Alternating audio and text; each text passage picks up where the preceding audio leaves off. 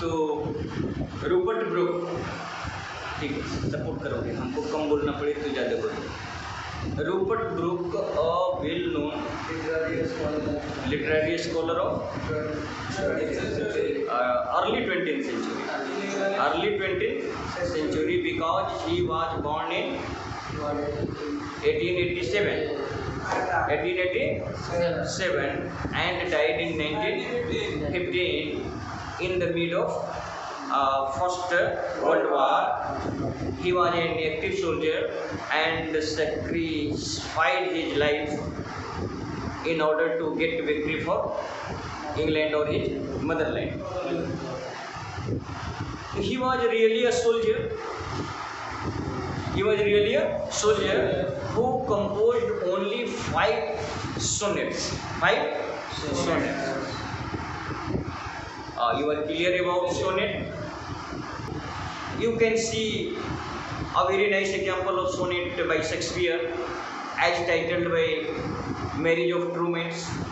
Marriage of Trumpets, where he described the sense of true love, or he says that, let me not to the marriage of trumpets admit impediments. Let me not to the marriage of trumpets admit impediments. First line है, let me not to the marriage of trumpets admit impediments. Love is not love which alters when it finds alteration, or bend with the removal to remove. Love is an ever fixed mark. Sonnet created by Shakespeare. Where the mind is without fear, where the mind is without fear, and example of sonnet can be recognized within the creations of Gurudev Rabindranath Tagore. Clear है? तो here you have to discuss the poem is a nice example of sonnet. It was created by a well-known soldier cum literary scholar Rupert Brooke. He had a lifespan only of 28 years from 1887 to 1915. His 5 sonnets provide him immortal status in the literary history of English. Clear? Hello? ठीक है, फिर से आते हैं हम लोग line में। First line क्या था बाबू? सनी पढ़ेगा, बोल दो सनी। ये 2 लाइन को एक्सप्लेन कर लेगा ना क्या? इफ आई शुड डाई, यदि मैं मरता हूँ, think only this of me, तो मेरे बारे में सिर्फ और सिर्फ यही समझना, that's there some corner of a foreign field, that's there some corner, कि विदेशी धरती का एक कोना, विदेशी फील्ड मैदान का एक टुकड़ा, this is for ever England, this is for ever England, change into to be recognise as England for ever, कि जिस विदेशी धरती पर मैं मरूंगा ना, तो मेरी मौत का मतलब सिर्फ इतना समझना कि विदेशी धरती का एक टुकड़ा, विदेशी धरती का एक कोना सदा के लिए क्या हो गया? इंग्लैंड हो गया। सदा के लिए क्या हो गया? इंग्लैंड हो गया। That is for ever England, there shall be, there shall be से क्या है? पिछली बात पर ही जोर दे रहे हैं कि बिल्कुल ऐसा ही होगा, इसके अलावा कुछ और मत सोचना। मेरी मौत का सिर्फ और सिर्फ एक ही मतलब है, और वो मतलब क्या है? कि विदेशी धरती का एक कोना, विदेशी जमीन का एक टुकड़ा सदा के लिए इंग्लैंड बन गया। क्लियर है ना?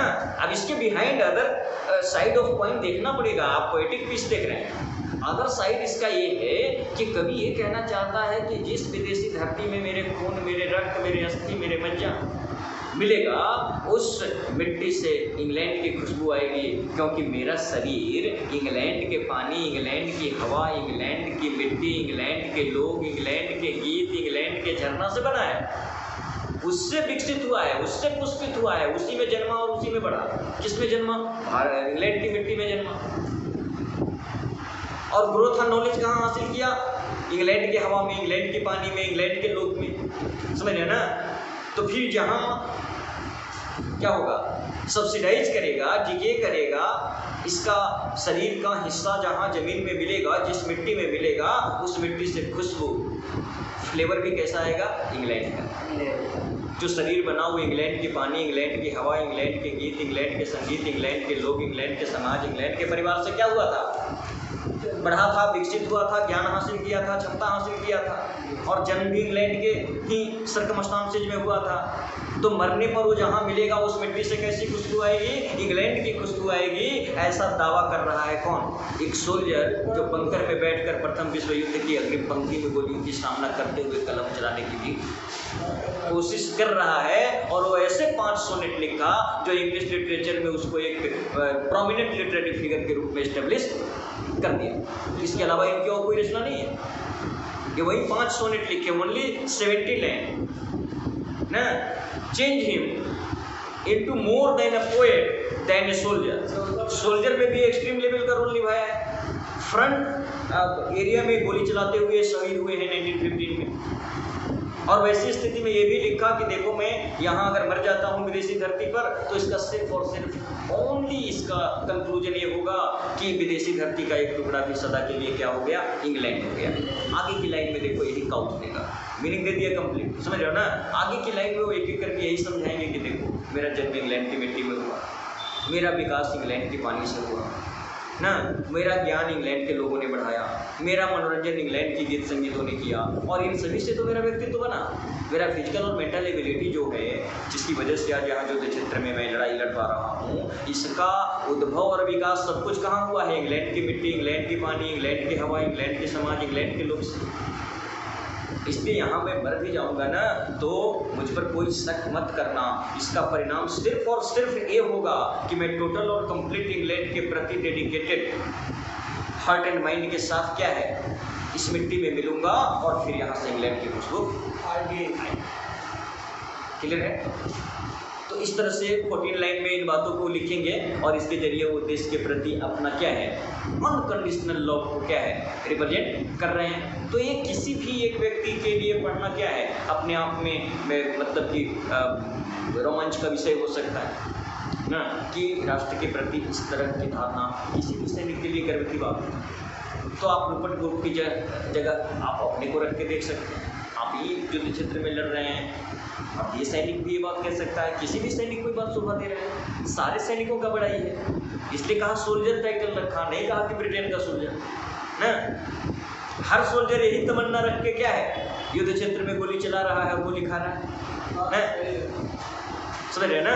तो ये सोल्जर का क्या है, ट्रू रिप्रेजेंटेशन कर दिया कि उसके मन के अंदर जो क्या है, अनकंडीशनल लव है अपने मदरलैंड के प्रति, अपने देश के प्रति और अपने देशवासियों के प्रति, उसको एक बढ़िया रिप्रेजेंटेशन दिया है किसने, रूपर्ट ब्रूक ने इस सोनेट में। और ये सोनेट इनको एक लिटरेरी फिगर के रूप में एस्टेब्लिश कर देता है ना।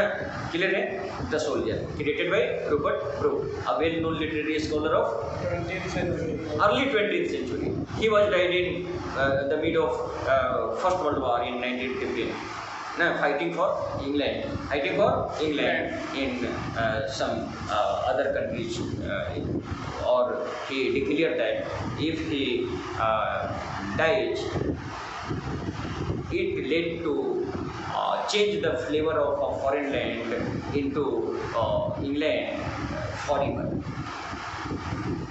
ये बड़े गर्व से लड़ाई लड़ रहे हैं और कह रहे हैं कि मैं मर भी जाता हूँ तो कोई चिंता की बात नहीं है, क्योंकि जिस मिट्टी में मैं मरूंगा, जहाँ मैं दफन होऊंगा, जिस मिट्टी में मैं मिलूंगा, उस मिट्टी से सदा के लिए इंग्लैंड की खुशबू आएगी। और इस तरह से विदेशी धरती का भी एक कोना सदा के लिए क्या हो जाएगा, इंग्लैंड हो जाएगा। क्लियर है। तो लाइन बाई लाइन अब इसको पकड़ ले। हम लोग क्या कह रहा है कि if I should die think only this of me, if I should die think only this of me. आप बोलो ना, रिपीट करो।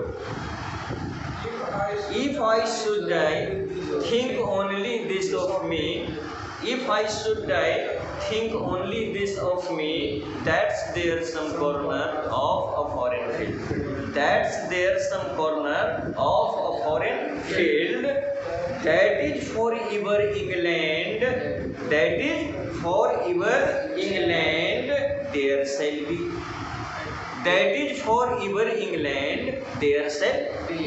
That is for your England. That is for your England there shall be. वो मिट्टी से England की खुशबू आएगी और वो सदा के लिए इंग्लैंड हो जाएगा। देयर शैल बी, वो सदा इंग्लैंड ही रहेगा। अब वो फिर अपने पुराने मिजाज में, पुराने फ्लेवर में नहीं लौटेगा।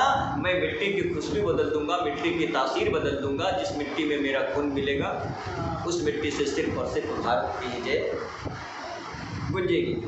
ऐसा सेंस दे रहे हैं कौन? Rupert Brooke. क्लियर है? तो फर्स्ट 3 लाइन देख रहे हैं हम लोग एकदम कंप्लीट।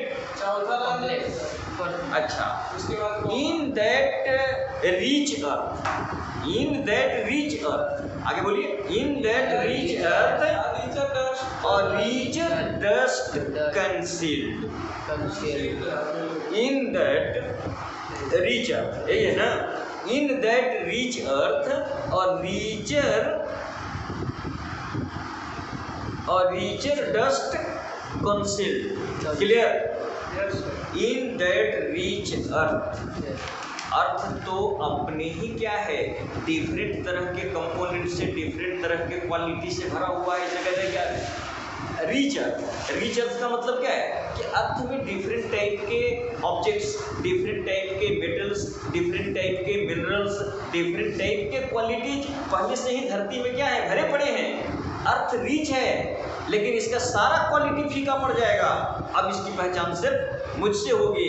यही वो जमीन है जहाँ रूपर्ट ब्रूक शहीद हुआ था। उसका सारा क्वालिटी पीछे पड़ जाएगा कि वो मैदानी इलाका था, कि वो पहाड़ी इलाका था, कि वो पठारी इलाका था। समझ रहे हो ना? उस इलाके की पहले क्या पहचान थी वो सब मिट जाएगा। जिस मिट्टी पर मैं मरूंगा ना, उस मिट्टी को सिर्फ एक ही पहचान रहेगी कि ये मिट्टी कौन है, इंग्लैंड के एक सोल्जर यहाँ है। समझ रहे ना? उसकी पहचान सिर्फ यहाँ तक सीमित हो जाएगी। ये धरती जो पहले से ही बहुत धनी है। रीचर अर्थ, रीचर अर्थ का मतलब क्या है? Earth containing different type of properties, different type of property earth में पहले से है। तो कह रहा है कि अर्थ तो बहुत रीच है, इसके पास क्वालिटी का कमी नहीं है, इसको डिजिग्नेशन का कमी नहीं है, इसको नाम और विशेषण की कमी नहीं है। लेकिन फिर भी मैं इसको एक नया नाम दे दूंगा, मैं इसको एक नया नाम दे दूंगा। इसके पुराने सारे क्वालिटी क्या है, फीके पड़ जाएंगे, सब वैनिश हो जाएंगे, डिसअपीयर हो जाएंगे। और उसकी पहचान सिर्फ और सिर्फ किससे होगी? इंग्लैंड से होगी। किससे होगी? इंग्लैंड से होगी। ऐसा कह रहा है कौन? Rupert Brooke. Can you find the meaning of this line? In that rich earth a richer dust concealed. इस धरती में पहले से ही बहुत सारे सूक्ष्म कण, गुण, विशेषण मिले हुए हैं, लेकिन अब उसमें रिचर डस्ट कंसील्ड, अब उसमें एक ऐसा गुण पिरोने जा रहा हूं मैं जो गुण पुराने सारे क्वालिटी को क्या करेगा? खत्म कर देगा और अपने आप को उसका पर्याय बना लेगा। Clear? In that rich earth, यही रही है ना? इन दैट रिच अर्थ। तो क्या कह रहा है कि इस धनी धरती, इस धरती की पहचान पहले से ही बहुत है। पहले से ही नहीं है? अरे पटना की पहचान बता, बिहार की राजधानी है, मैदानी इलाका है, गंगा का मैदान है, गंगा का मैदान है, एलुवियल सॉइल वाला जमीन। बहुत क्वालिटी का कमी है, नहीं सर, नाम का कमी है, नहीं सर, सीक्रेट्स। लेकिन कारगिल चौक मैदान के रूप में देखा जाता है, गंगेटिक प्लेन के रूप में देखा जाता है। अरे उस जमीन, उस जगह का हमने क्या है, सारा आइडेंटिटी पीछे कर दिया और उसका आइडेंटिटी एक नए चीज से होने लगा। तो वही वो कह रहा है कि इस धरती में पहले से बहुत सारे क्वालिटी है, धरती धनी है, लेकिन इसके सारे जो क्वालिटी है ना, उससे भी बेहतरीन क्वालिटी आज मैं इसमें डालने जा रहा हूँ, जो इसको मेरी शहादत से मिलेगा, जो इसको मेरी शहादत से जो पहचान मिलेगा, इस मिट्टी को जो सम्मान मिलेगा, इस मिट्टी को जो गुण मिलेगा, वो इसके पुराने सारे पहचान और गुण से क्या होगा? बेहतर होगा, बड़ा होगा। इसलिए कह रहा है, क्या कह रहा है बोलो? A dust, no, in that rich earth a richer dust concealed. पहले से ही ये धरती में बड़ी सारे विशिष्ट गुण छिपे हुए हैं। आज उन सारे विशिष्ट गुणों से भी अधिक विशिष्ट गुण मैं इसमें पिरोने जा रहा हूँ। क्लियर है ना? कि रीच पहले से है, इसमें क्वालिटी पहले से बहुत सारा है, लेकिन आज जो क्वालिटी इसमें मैं डालने वाला हूँ, मेरी मौत से डलने वाला है, समझ रहे ना? वो क्वालिटी इसके सारे पुराने क्वालिटी से भी क्या है, बड़ा होगा, बेहतर होगा। और अब इसकी आइडेंटिटी इस आज वाली घटना मतलब मेरी मौत से होगी। That's all. Thank you.